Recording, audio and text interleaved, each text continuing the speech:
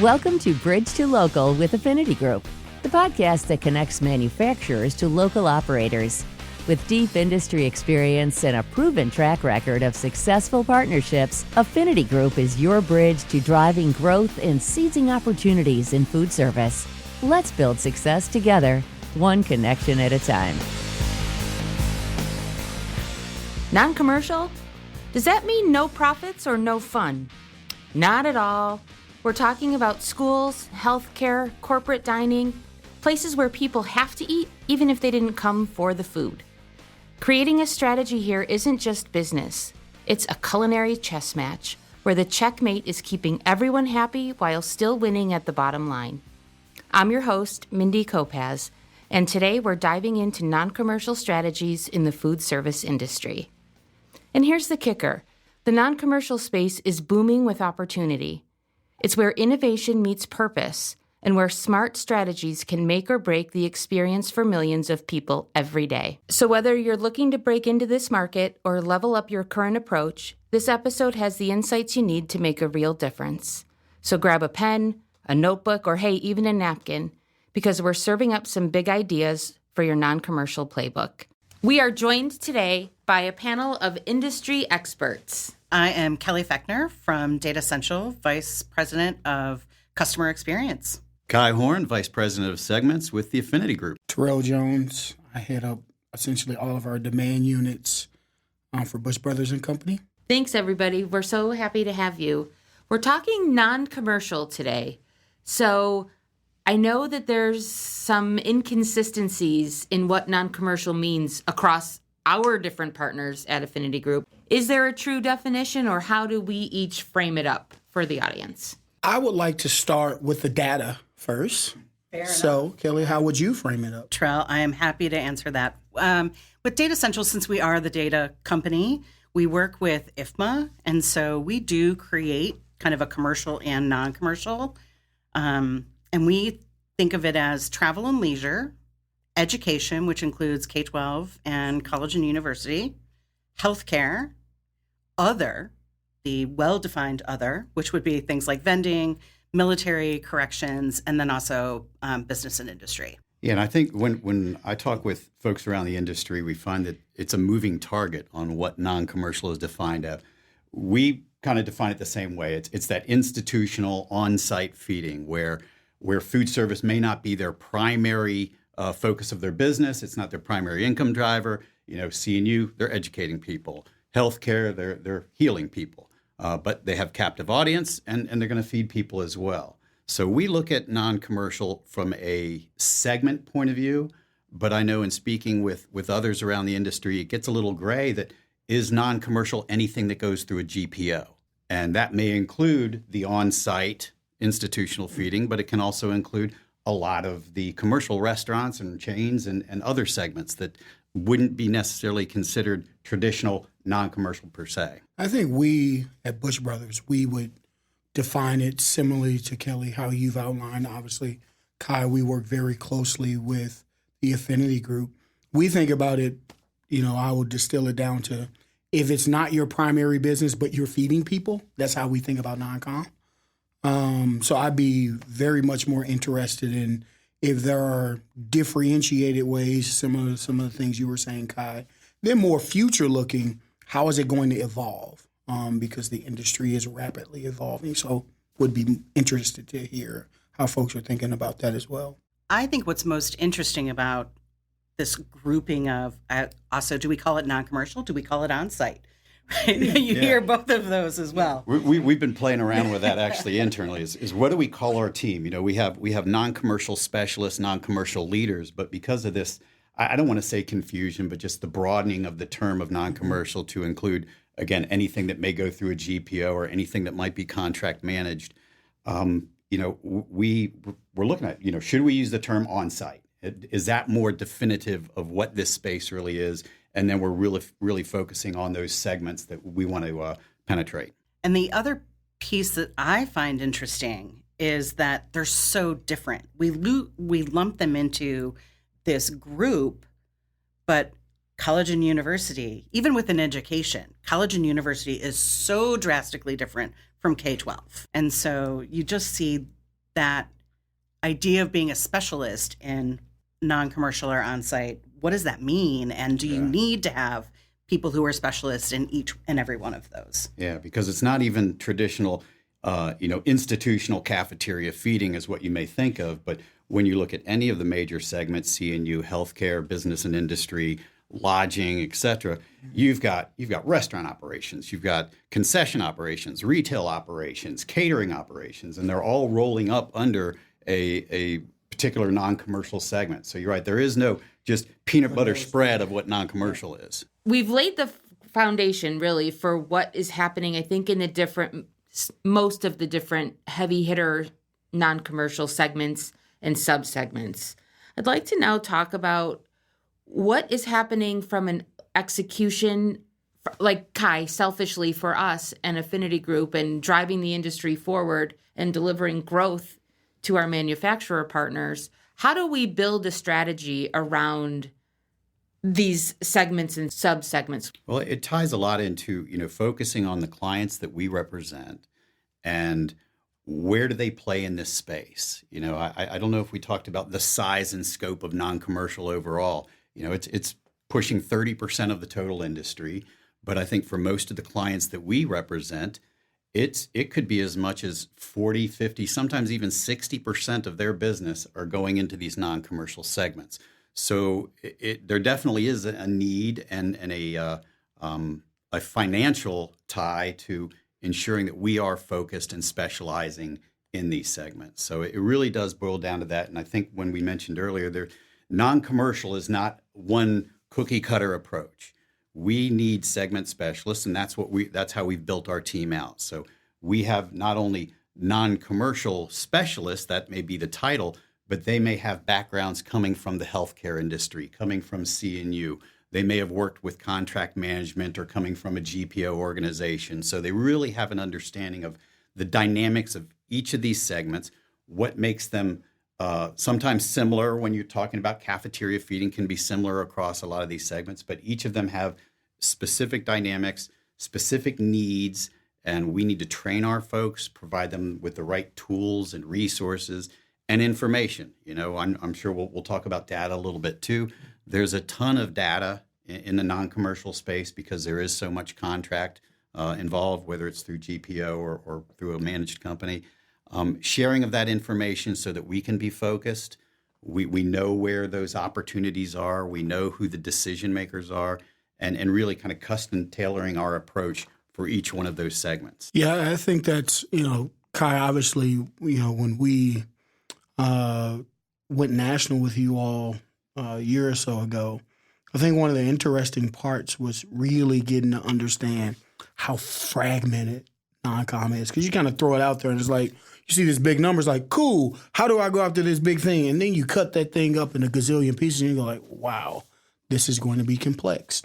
So I think you got to kind of start with, what are you trying to do from a manufacturer's perspective? What are you trying to accomplish as a brand, and what environments give you the highest probability to achieve success? Yeah, what is your fit? Yeah, like where do you fit? There are some spaces where you can have all the aspirations, but the operators and commensurate the consumers aren't going to give you the opportunity to play. So I think being honest with what you are and what you want to be, and then the cool part is there's a lot of environments to play. So I'll use C&U, for example, from an application perspective, Mindy. There are so many environments that you can walk. All C&U isn't created equal, right? So one of the things that I've really encouraged the team to look at is understand where our core business is concentrated. The group has done a pretty good job historically with GPO and managed contracts and having availability there. But as you start to think about connecting that through Broadline and all the different components to bring activation, how does that then allow us to think about innovation? Because you got to find a couple people that you can plant seeds, test, and learn before you scale. So I think the planning component and then following the data is really, really helpful, because I think we've had some instances before where we've just had an idea or an initiative, and then people start running, and then you get down the pathway and nobody's behind you.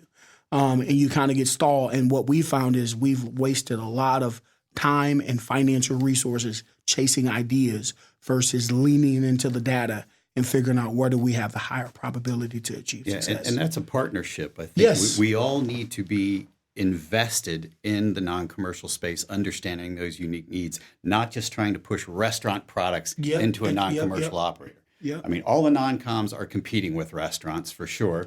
You want to keep people on site and you want to feed them there.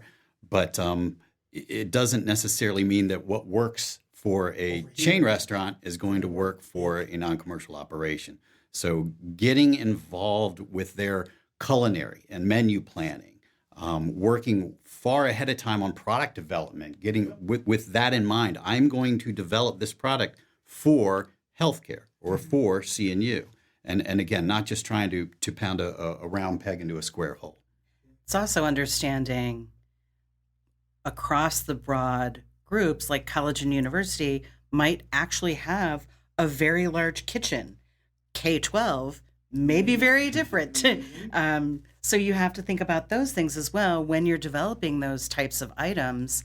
What are the types of things that fit with each one of the individual perspectives? So it's great to be specialized as well.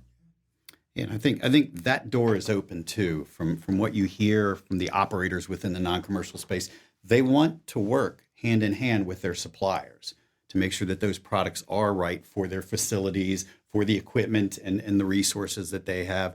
They may not have the higher level culinary skills that you'll find in some of the restaurant or in the commercial side of the business. So again, you have to adapt and you have to make sure that we're customizing things that are specific to their needs. So as a sales agency, we get asked all of the time about how are we handling contract managed business? How are we handling self-op business? Let's talk a little bit about what those differences are, though. When we think about a contract managed account, what steps do we take and let's just talk about what that is like, and then we'll talk about how that's different from how we might handle a self-op. Yeah. So contract managed, number one, and this is true for even self-op buying off of a GPO, is respect the contract. There's been a lot of money invested from our suppliers. There's a lot of value that those organizations are bringing to their customers, the operators. So we want to respect the contract. We want to make sure that we are keenly aware of what's on contract. What is the status of the specification? Is it sole source? Is it multi-source? Is it a basic approval? So we always go in to support the operator to make sure that they're getting the most value out of that contract, as well as our supplier, that you're getting the most value out of the contracts that you're paying for. So starting with respecting the contract, but then again, understanding the needs of that operator and how can we take those contracted items and build them into, on-trend, menuable items and concepts that are going to be a fit for their specific needs.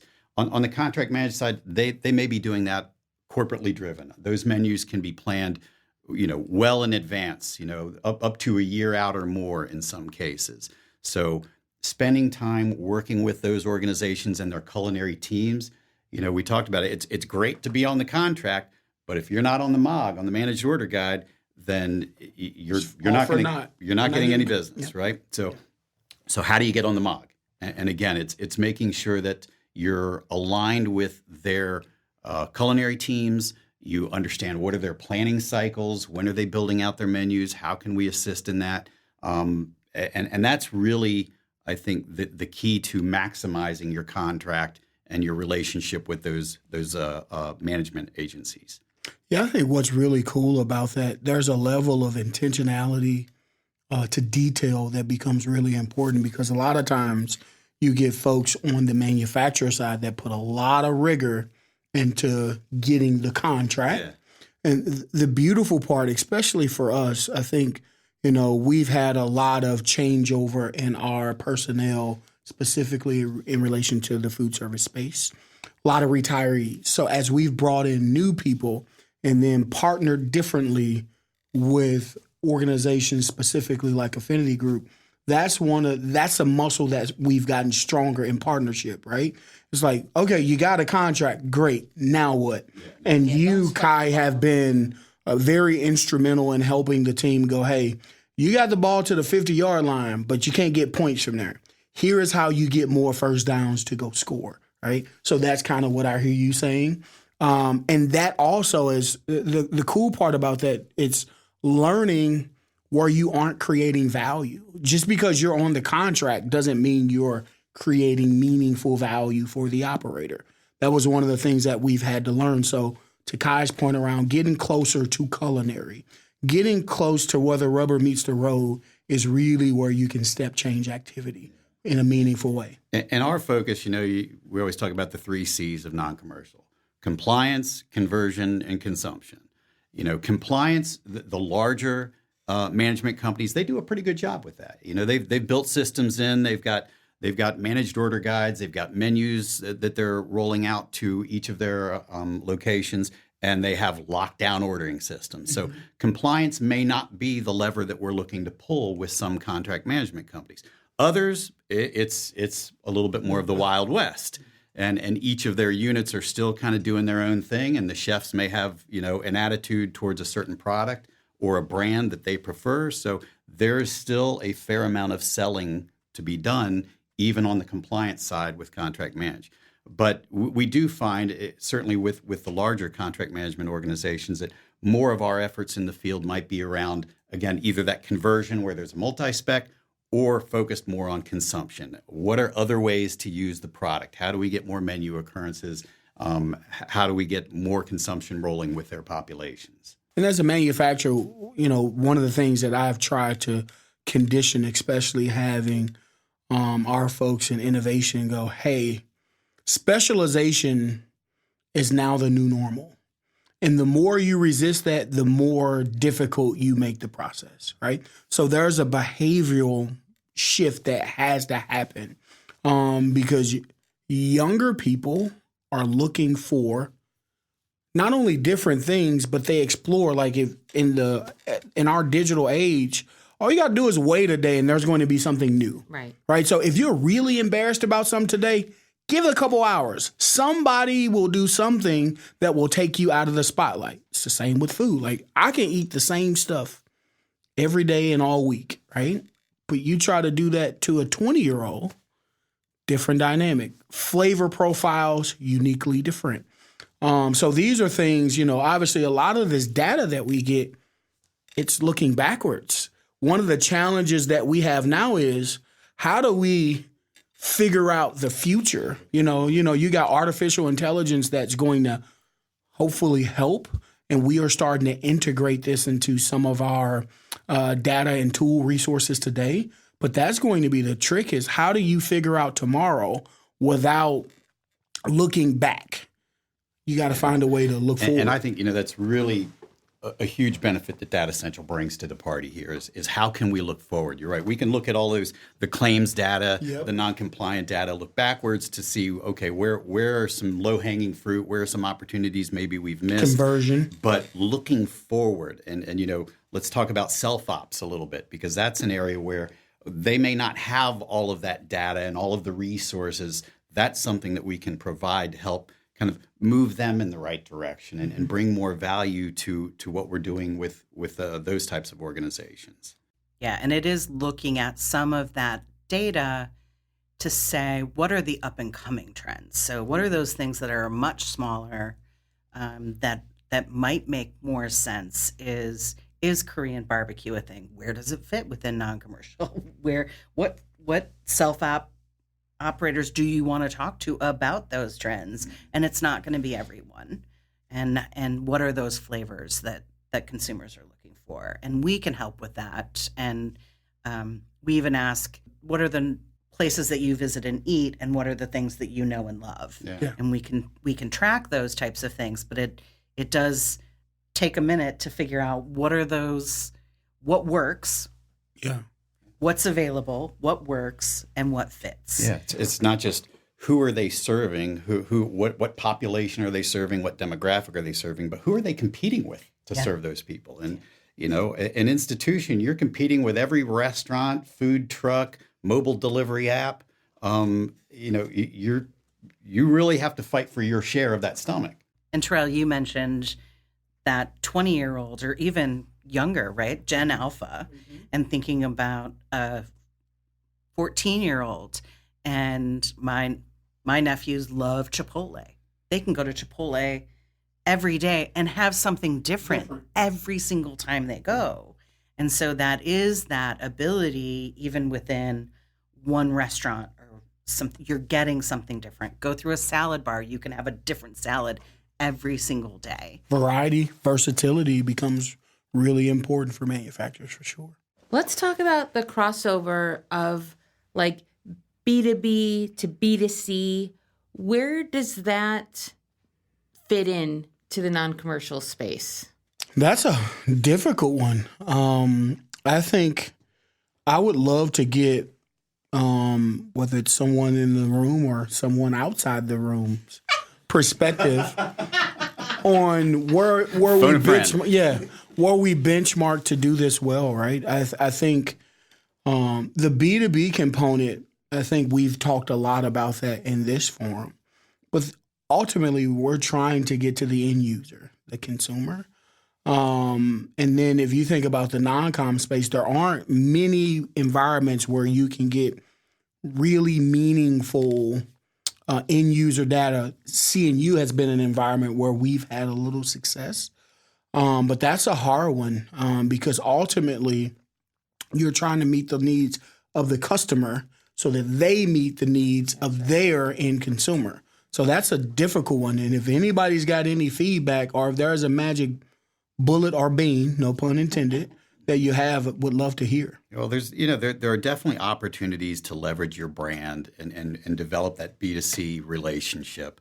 We look at what we do in some of the segments, whether it's, the campus or cafeteria takeover days. Yep. Mm-hmm. They're doing vendor fairs. So I believe that within the non-commercial segments, they're much more receptive, not just receptive, they're asking for our presence and to promote your brand and to promote your product within their food service operations. So there's definitely a lot of opportunity in non-com, more than there ever has been, to really establish that close relationship. Again, I talked about it before. When I was in college, we don't know who we were eating. We didn't really care. It was a hot meal, and you were in and out of the dining hall. But today's consumer is very different.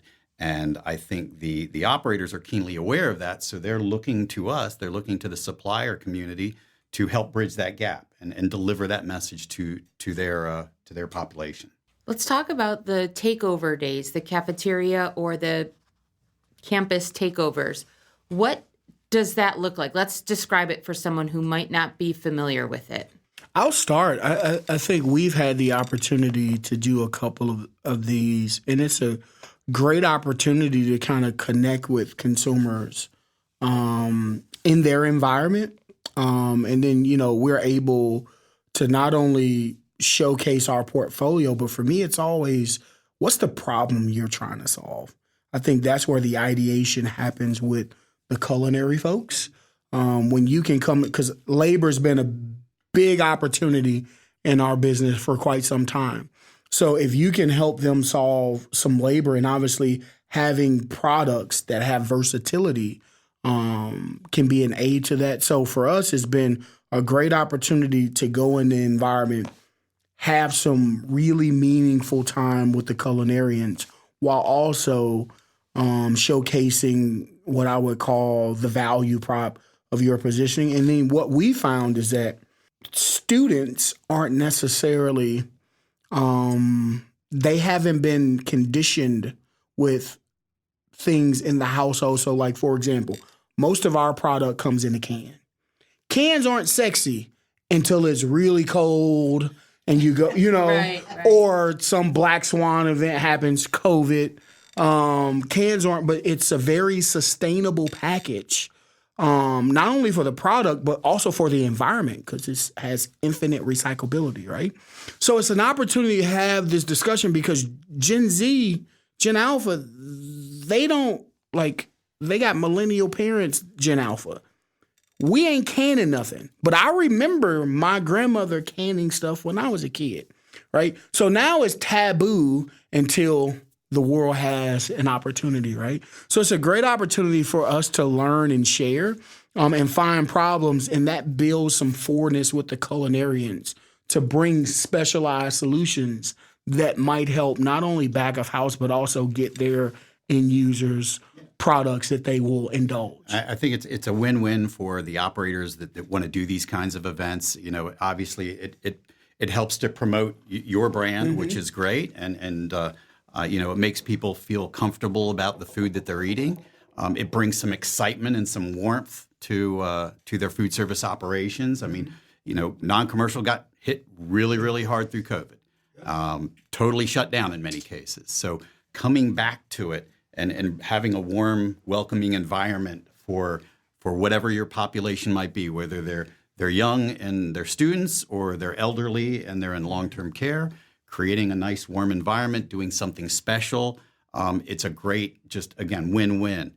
For us too, you know, just from an execution point of view, valuable in relationship building with those operators. It gets a chance to get inside their operation, get back into the kitchens, work with their staff, make friends, get to know people, understand their needs and how we can continue to support them outside of these types of events. So I always look at them as a positive. I know they can sometimes be looked at as, oh, what's my ROI going to be here on handing out a bunch of samples and some swag for a few hours. Well, if you look at the long game, the ROI is there. It's an opportunity to build a really close relationship with these operators, and that's going to pay dividends down the road. Yeah. And connect your brand to the storytelling, right? The liking it to the canning and the generational and right, creating that brand love for generations and to pass down. If it's in CNU, you're establishing that habit as they transition. If you're going to healthcare during a scary time or an emotional time, it's almost a comfort, right? Like, I know this is familiar. I trust this when so much I don't. And we see most of it happening at college and universities, but why not at other non-commercial? Why not at B&I? We haven't talked a lot about travel and leisure, and I mean that's still got a lot of runway on it as far as recovering from COVID. I think that's probably the area of largest growth. Bright spot for sure. Yeah, and again, this is an opportunity where featuring your brand and getting it in front of their customers is that can bring a lot of value. I think it's interesting you started to talk about, because when you do these interfaces in like a CNU environment, you're trying to build the behavior to hopefully have the probability to acquire a consumer for life, right? And then you transition into like long-term care. It's nostalgic. It's something you trust. You have experience. It becomes emotional.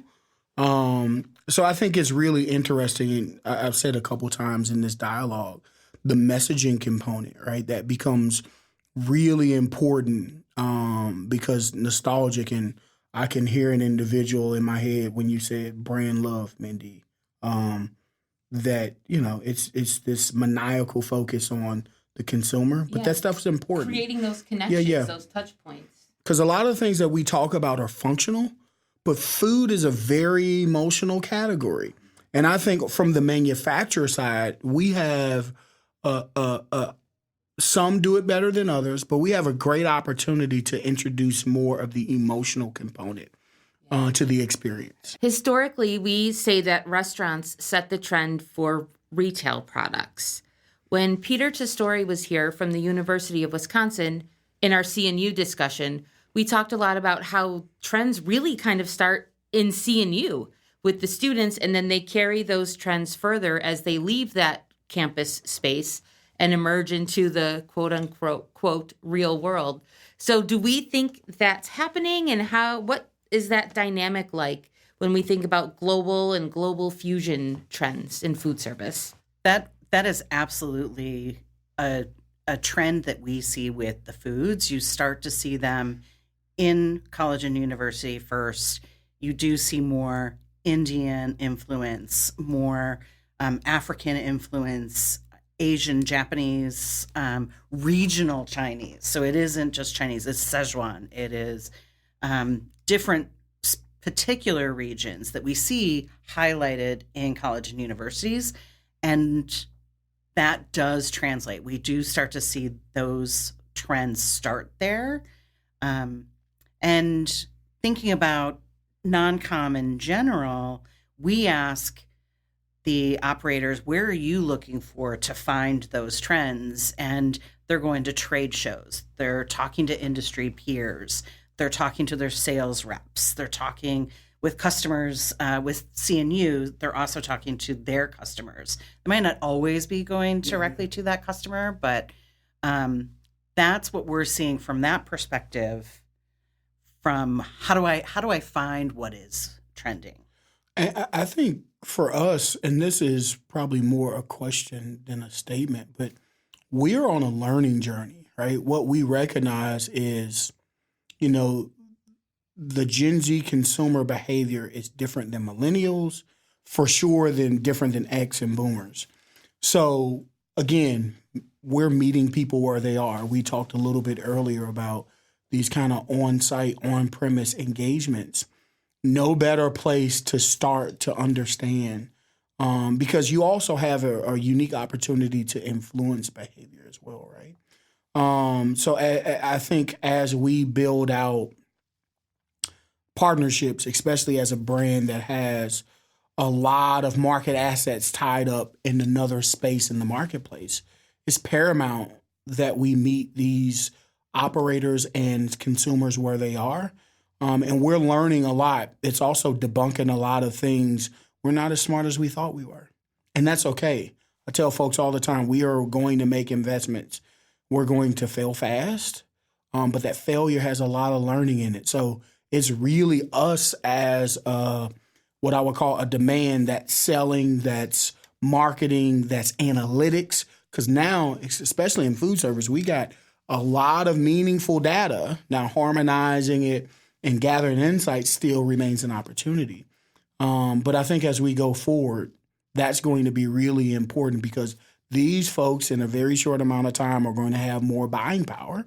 And if specialization is what they're looking for, probably better to start to figure it out now than in 10 years. Be more costly. I call it job security. Yeah. Every single generation comes along and they want new and different foods and flavors. And I get to be a part of, sharing those trends with the industry, because it does change. It's constantly changing. And it is a question of, are there different segments that you can work with a fad versus a trend? And how do you do that? You might not travel and leisure, recreation. You can do a fad in a stadium or a hotel or college and universities. You're probably going to want to stick to the trends when you're thinking about long-term care or hospitals and things of that nature. So there's many different plays. Yeah, I think, the feedback is immediate there too. We said that before, that if you're not authentic, they're going to call you out on it. It's not like other segments or retail where they'll just kill you quietly. They'll just not come back, but you didn't get any feedback from that. You just notice your sales and are tapering off. In C&U, you're going to get some immediate feedback, whether you like it or not. So one of the growing segments in non-com is travel, leisure, and recreation. Let's talk a little bit about what's happening there and what opportunities they present for us. Yeah, they're all a little bit different. If we talk recreation, think about that first. It might be something like a stadium. And the culinary trends that you can have, the regionality, it could be local specialties. There's also different ways to think about, like, even within a stadium, you might have a concert one night that's, country. The next night it's pop. The next night you've got football, and there might be different foods at each one of those different venues. So you think about how that impacts the limited prep space that might exist. We also start to see in-seat ordering as well. So we talk about a little bit of that online ordering coming to fruition as well. Some of the technology that comes to play. From an execution point of view, I think the whole travel and leisure space, it's highly fragmented. probably more fragmented than any of the other segments that are out there, especially when you're talking about lodging. So on an execution level, you have to know where is that lever that we can pull? Who can we work with to impact the decision making and drive that conversion, compliance, consumption, whatever it might be.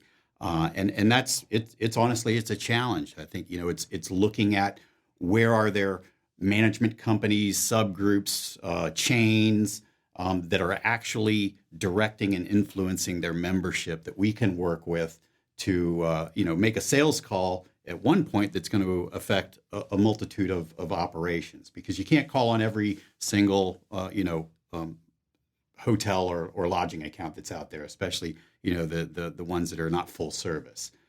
So the trick is just identifying where is the decision being made that we can impact, because it's such a fragmented segment. Is there one decision maker within those lodging? Because you think about a resort being very different from a hotel that might offer just free breakfast and a micro market. Again, just like some of those other larger institutions, there are multiple decision makers that you need to connect with, especially if they're doing large catering, banquet type feeding, to hotel lobby feeding, to micro markets. So and you're also dealing with a lot of distribution variables there too. You may have traditional broadline food service distribution, you may have retail distribution. So it definitely creates a lot of dynamics that make the travel and leisure space a little bit more challenging to execute in. Lodging, it's going to be a lot more fragmented. There are far fewer corporately managed properties than there are franchisee-owned and managed properties. And those franchisee groups may be operating multiple brands, not just one brand. So it's tough. You still want to connect with those large hotel chain corporate headquarters that are working on menu development and trying to roll standards out to their locations. But you can have again, especially those limited service hotels, that they're just buying off of a contract and they're kind of doing what they want to do. And it really depends on the strength of that chain or franchisee subgroup that's managing those on how much are they able to actually influence the final decision maker. Again, you look at a large resort property. Some of those chefs can have very strong attitudes, so they may or may not decide that they're going to follow the contract. So there's a lot of compliance work that could be done within that space. Kind of to wrap up, what is your piece of advice in setting the non-commercial strategy for 2025 and maybe the next 5 years? Well, one, the time horizon is, things change more rapidly today than probably ever. I think a couple things that we are really mindful of is being really clear about what problem we're trying to solve and what environment gives us the highest probability to do so. We've talked a lot about this today, but partnerships, it matters, right? That's data partners, that's agency partners. You have to have partnership, and you can't figure it out all alone. And then just being agile, right? You're going to learn a lot as you explore. Specialization isn't a one-size-fit-all thing, right? So be agile enough that when you learn something to pivot, and be okay with all investments not having a return immediate, right? Sometimes your return on investment is learning, right? That's development for your folks that are working in the space. And I think that opens up the opportunity for the possibilities to become probabilities. So that's kind of our approach is, thinking about what problem you're going to solve, what environment in this large space gives you the best opportunity. Partnerships, lead with data, and then having some agility to be okay with pivoting. I think that's our formula. Ask me in 2 years if it works. Right. Yeah, I think you're spot on. It's, understanding where do you fit. So if you're just kind of delving into non-commercial, well, as we've said and illustrated, there's a lot of different segments within non-commercial, and you may not be the fit for every one of them, and that's perfectly fine. Find out where your products do align and then focus on that and really make sure that you understand the unique needs of those segments so that you're speaking their language. And lean on your partners for that. So understanding where might you fit, knowing what are your competitors potentially doing, how do you move forward, and working with your partners to understand how do we move forward, what is the best path forward, and sharing your vision so that your partners can also help you be where those customers are, meet those customers where they are. And it is a holistic approach. You have to look at, do you have the products that fit that segment's needs? Are you aligned with the contracts that are generally servicing those segments? And do you have distribution in those distribution outlets that are tied to the contract? So there's more than one lever to pull here. You can't just walk right in and solve all the world's problems. You have to make sure that you do have a holistic approach. So what I'm hearing is know your operator, lean on your partners, use data when it's available to help guide decisions, and continue to look for ways to try new things, to learn new things, to specialize perhaps where it makes sense, and to keep talking to each other and our other industry partners. Thank you guys so much for joining us today. This was a great discussion. We've shared a lot of information. I really appreciate you taking the time away from your already busy schedules, and for the candor and the just kind of raw, honest conversation. Thank you all so much. You've been listening to Bridge to Local with Affinity Group, where manufacturers and local operators connect for success. Stay tuned for more insights and visit affinitysales.com to see how we can help drive your business forward. See you next time.